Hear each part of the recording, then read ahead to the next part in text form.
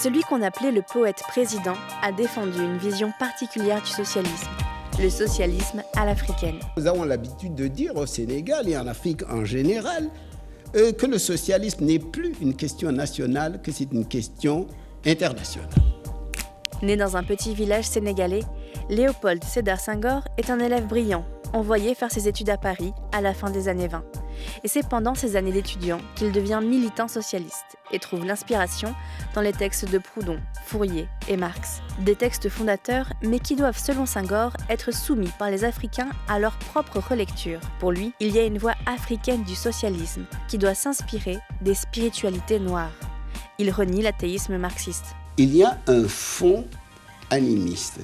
C'est la religion naturelle de l'Afrique. Partant de ce constat, Léopold Sédar Senghor veut faire cohabiter l'animisme et le socialisme. Il théorise l'idée selon laquelle l'Afrique est communaliste, c'est-à-dire qu'elle est organisée en communautés, dans le respect des communs. Par exemple, puisque dans la religion animiste, les fleuves sont sacrés, alors ils appartiennent à tous. Les préserver devient une question de justice sociale. Il se dit socialiste et démocrate. Il y a en Afrique des régimes qui se réfèrent au marxisme-léninisme et il y a d'autres régimes comme le régime sénégalais qui se réfèrent au socialisme démocratique. Je pense que c'est le socialisme démocratique qui fait des progrès en Afrique. Il s'appuie sur les traditions africaines. Les décisions se font de manière communale. Il y a un chef, mais il y a aussi un conseil. Ainsi, la coopérative villageoise doit être l'instrument du socialisme africain. Député français, puis président du Sénégal, son parcours de vie résume son ambition. S'imprégner de la culture occidentale, certes, mais sans effacer ses racines africaines, ce qui implique de se débarrasser de la colonisation culturelle de l'Afrique. Ici au Sénégal, pour nous, la révolution, c'est la reconversion des mentalités et des comportements. C'est la décolonisation des mentalités et des comportements. Et je tiens n'est-ce pas, au maintien des vertus africaines et des vertus de la négritude en particulier. Enracinement de la culture africaine, fierté de l'homme noir, ouverture de l'art africain sont les piliers de sa vision de la négritude. Une vision culturelle qui soutient son idée du socialisme africain.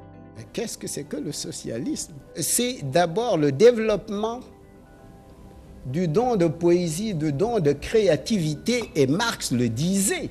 Que l'activité générique de l'homme est une activité poétique et que l'homme ne crée vraiment que lorsqu'il est débarrassé des besoins animaux. C'est donc dire qu'il faut un minimum de croissance économique. La croissance économique qu'il défend, c'est l'idée d'une justice sociale. Nous pensons que le problème du socialisme actuellement n'est pas de supprimer les inégalités entre classes à l'intérieur d'une même nation.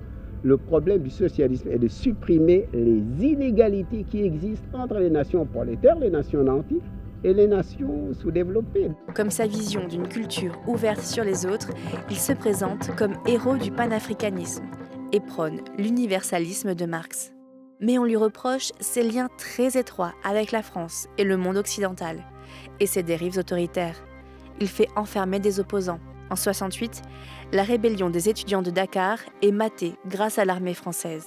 Il déclare l'état d'urgence, met fin au multipartisme et abandonne assez vite les coopératives rurales. On l'accuse d'oublier les idéaux socialistes. Après 20 ans de présidence, il quitte le pouvoir de façon pacifique et devient en 1983 le premier Africain membre de l'Académie française. Il passe la fin de sa vie à écrire, jusqu'à sa mort en Normandie en 2001.